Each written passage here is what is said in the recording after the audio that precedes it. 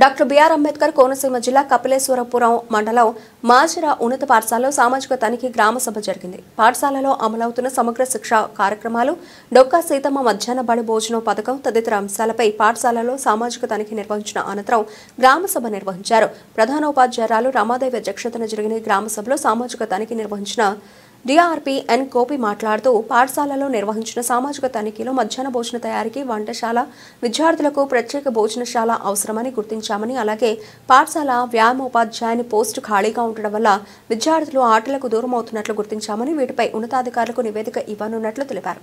సమావేశంలో సామాజిక తనిఖీ ఎస్ఆర్పి వి కనకారావు, గ్రామ ఉప సర్పంచ్ అడప సత్యవేణి, బాబ్జీ, ఎస్ఎంసి అధ్యక్షులు కొండిశెట్టి భీమేశ్వరరావు, ఇతర సభ్యులు, విద్యార్థుల తల్లిదండ్రులు పాల్గొన్నారు.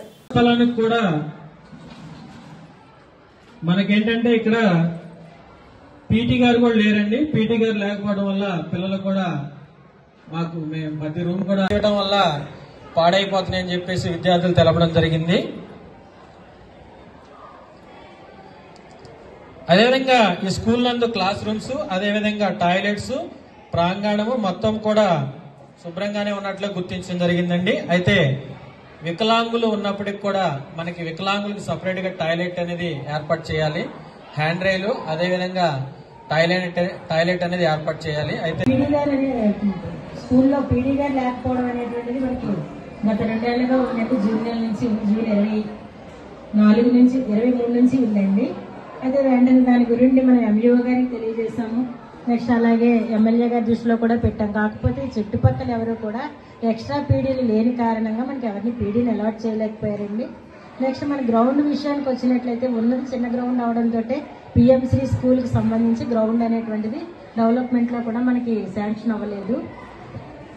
అదేవిధంగా మనం చూసుకున్నట్లయితే ఏవైతే మీరు సమస్యలు చెప్పారో మెయిన్ కంప్లైంట్ బాక్స్ నా ఎదురుగా ఉండడం వల్ల మరియు సీసీ కెమెరాల వల్ల విద్యార్థులు రాలేకపోతున్నారన్నారు. కాబట్టి పిల్లలకు అనుకూలంగా ఉన్నటువంటి ప్లేస్ పెట్టి వాళ్ళందరికీ కూడా తెలియజేయడం.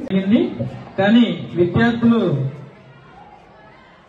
భోజనాలు చేయడానికి డైనింగ్ ఏరియా లేనట్లుగా గుర్తించడం జరిగిందండి. స్కూల్ నందు ఈ 260 మంది పిల్లలకు గాను మొత్తం 7 ట్యాప్లు హ్యాండ్ వాష్ చేసుకోవడానికి ఉన్నట్లు గుర్తించడం జరిగిందండి. అదేవిధంగా గ్యాస్ మీదే వంట చేస్తున్నట్లు కూడా గుర్తించాము. అంటే ఫైర్ వుడ్ కాకుండా గ్యాస్ మీదే వంట చేస్తున్నారు. ఇక్కడ ఎండిఎం నిర్వహిస్తున్నట్లు గుర్తించడం జరిగింది.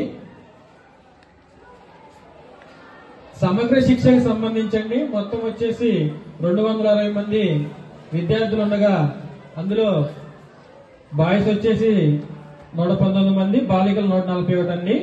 ఉపాధ్యాయులు వచ్చేసి రెగ్యులర్ ఉపాధ్యాయులు 18 మంది ఉన్నారు. అదేవిధంగా అవుట్ సోర్సింగ్ ఉపాధ్యాయులు వచ్చేసి 4 ఉన్నారండి.